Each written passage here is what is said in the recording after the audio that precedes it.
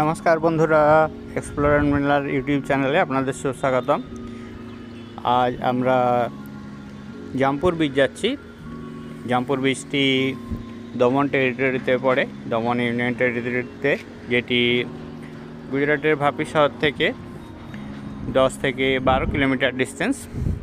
এখান থেকে 15 থেকে 20 মিনিটের মতো সময় লাগে। চলুন আপনাদেরকে জামপুর বিচ এবং বিচ যাওয়ার যে রাস্তাটি রয়েছে, একটি সুন্দর বিচ ঘুরিয়ে নিয়ে আসি। চ্যানেলটিতে নতুন হলে চ্যানেলটিকে সাবস্ক্রাইব করে আমাদের পাশে থাকুন, ভিডিওটি সম্পূর্ণ দেখুন। পছন্দ হলে অবশ্যই একটি লাইক করে দেবেন। আপনার গুরুত্বপূর্ণ মতামত জানাতে ভুলবেন না। আপনার মতামতের অপেক্ষায় রইলাম। আমরা এখন গুজরাট স্টেটে রয়েছি। গুজরাট স্টেট থেকে দমন ইউনিয়ন টেরিটরিতে যাওয়ার জন্য চেকপোস্ট থাকে, চেকপোস্ট ক্রস করে যেতে হয়। চেকপোস্টে তেমন বেশি কিছু চেকিং থাকে না, শুধুমাত্র রিটার্নের সময় চেকিং থাকে। দমনেতে লিকার অ্যালাউ থাকে, গুজরাটেতে লিকার অ্যালাউ থাকে না। সেই জন্য গুজরাট থেকে বিভিন্ন মানুষ দমনের উদ্দেশ্যে যান। ওখানের বিচ এবং সুন্দর রাস্তাঘাট, হোটেল এ সমস্ত স্টে করে এনজয় করে আবার গুজরাটে ফিরে আসেন। আমরা বেড়াতে যাচ্ছি, বিচ দেখতে যাচ্ছি। এখন আমরা ভাপি 4 রাস্তা থেকে একটি সাইডের রাস্তা দিয়ে এগিয়ে চলেছি। অনেকগুলো চেকপোস্ট রয়েছে, তার মধ্যে এখন জোর কদমে চলছে রাস্তা তৈরির কাজ। সেই জন্য চেকপোস্টগুলি ভেঙে নতুন করে বানানো হচ্ছে। আমরা পাশের একটি রাস্তা দিয়ে এগিয়ে চলেছি। এখানেতে প্রচুর পরিমাণে কলকারখানা রয়েছে প্রচুর ধরনের শিল্প। রাস্তার দুপাশে দেখতে পাওয়া যায় বিভিন্ন ধরনের কোম্পানি এবং বিভিন্ন স্টেটের গাড়ি।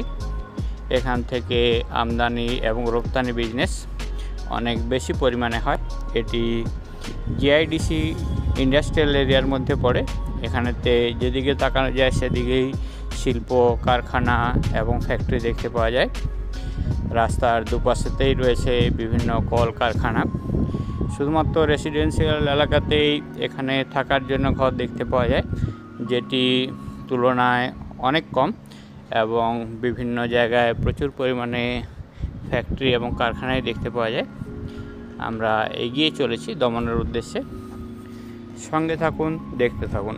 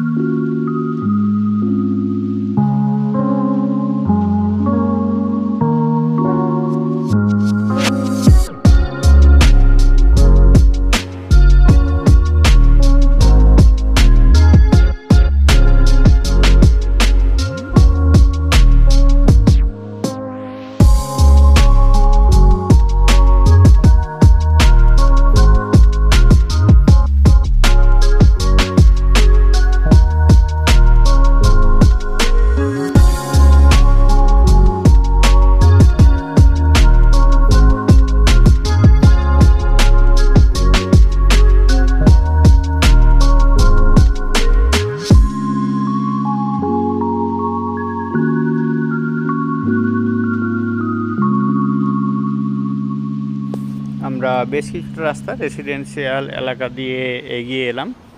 এখানেতে বেশ কিছু ফ্ল্যাট দেখতে পাচ্ছি, রয়েছে বাংলো। এখানকার মানুষেরা নিজেদেরকে বাংলোয় দেখতে বেশি পছন্দ করেন, যারা অবস্থাপন্ন মানুষ।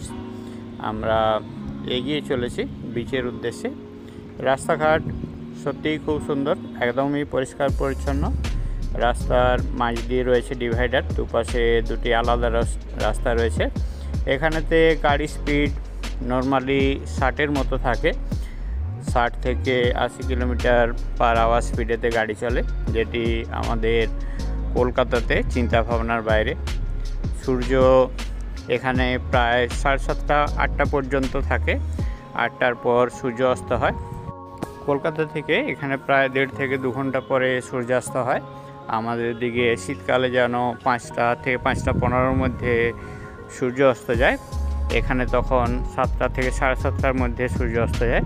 গ্রীষ্মকালে প্রায় 8টা নাগাদ সূর্য অস্ত যায়, 8টা পর্যন্ত দিনের আলো থাকে, যেটি আমাদের ওখানে চিন্তার বাইরে।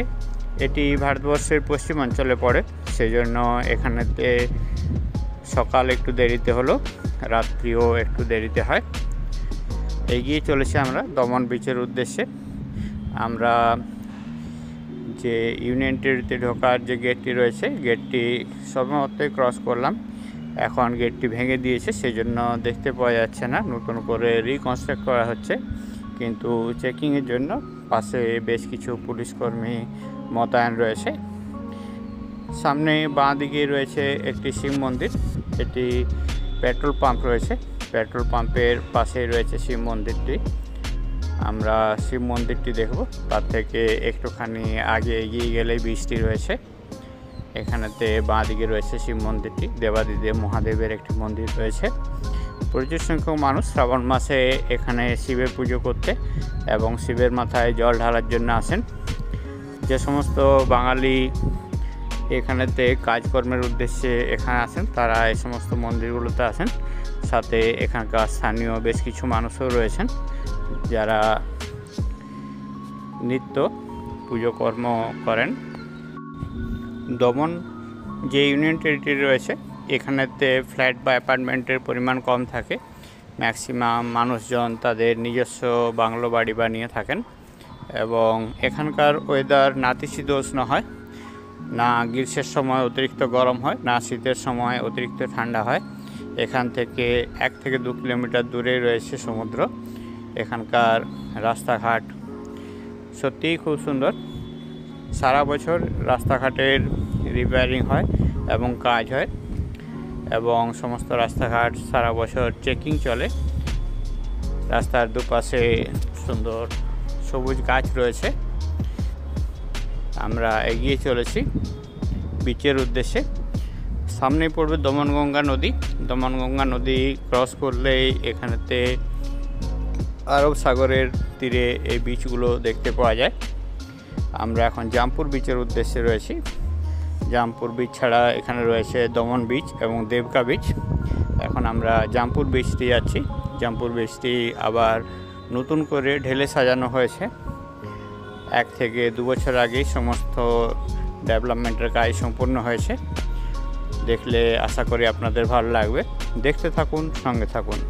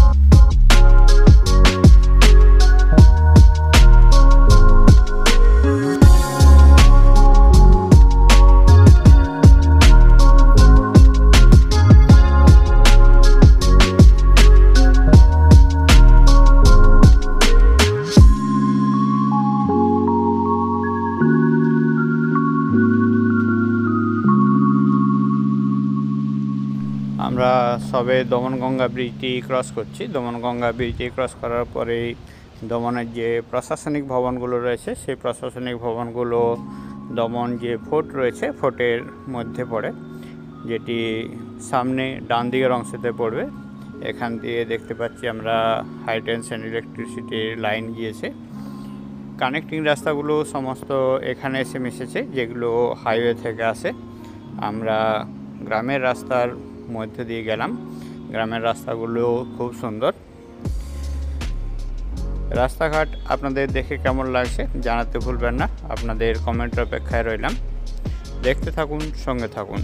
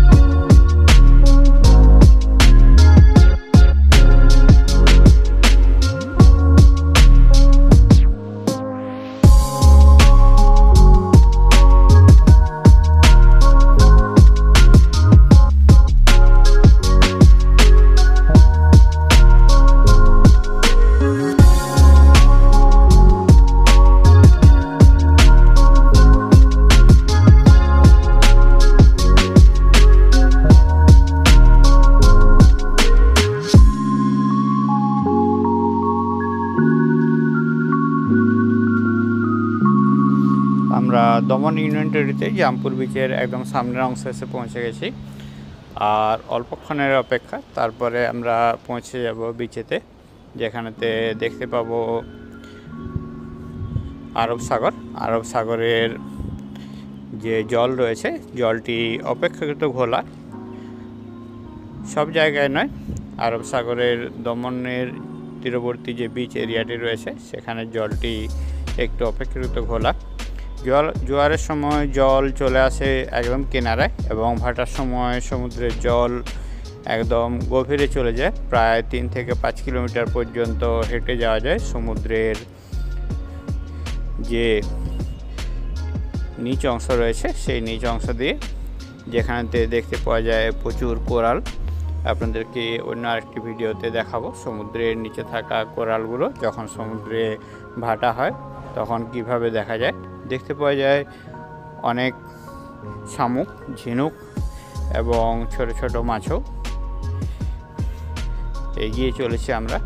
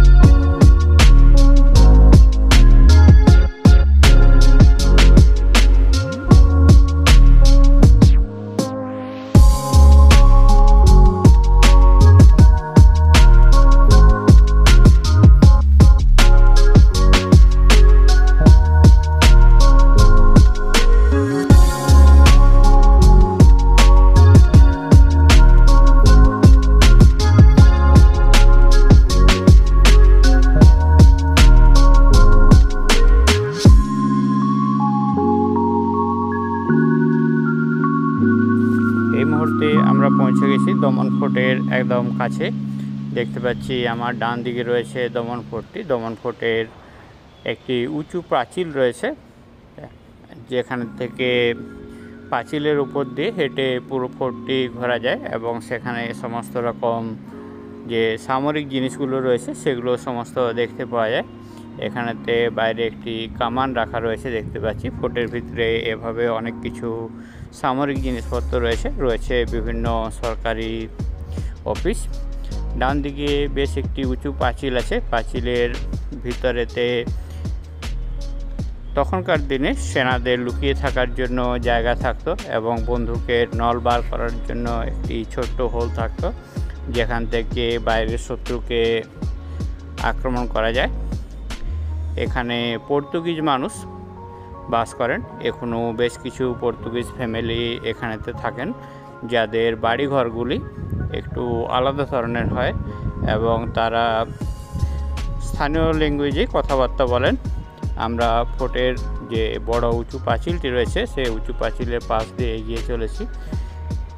এই ফোর্টটি ক্রস করলেই আমরা পৌঁছে যাব বিচেতে, আর একদমই অল্পক্ষণের অপেক্ষা, তারপর আমরা পৌঁছে যাব। ফোর্টটি ভিতর থেকে দেখতে খুব সুন্দর, একটি ইতিহাসের ফিল পাওয়া যায় ফোর্টটির ভিতরে গেলে, এবং পাঁচিলের উপর থেকে পুরো জায়গাটি খুব সুন্দরভাবে দেখতে পাওয়া যায়।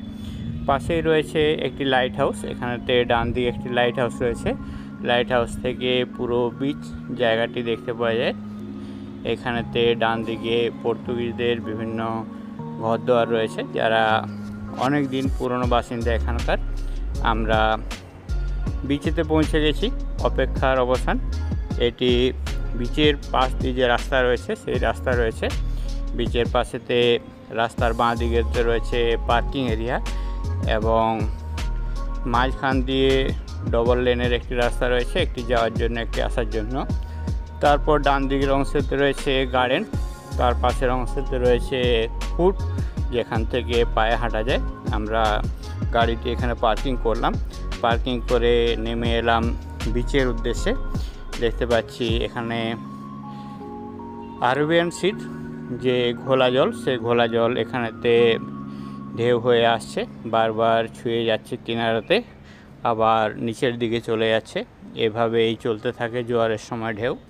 অল্প সংখ্যক মানুষ এখানেতে জোয়ারেতে স্নানের জন্য নামেন এবং এখানেতে পে অ্যান্ড ইউজ ফ্যাসিলিটি রয়েছে, যেখানেতে আপনি সাগরে স্নান করে পর আবার ফ্রেশ হতে পারেন। পার পার্সন 30 টাকা করে চার্জ করা হয় এই পে অ্যান্ড ইউজ ফ্যাসিলিটির জন্য। রয়েছে পে অ্যান্ড ইউজ বাথরুম এবং টয়লেটের ব্যবস্থা, রয়েছে ক্লক রুমেরও ব্যবস্থা। এখানকে যারা বেড়াতে আসেন তাদের জন্য সমস্ত রকম ব্যবস্থা রয়েছে।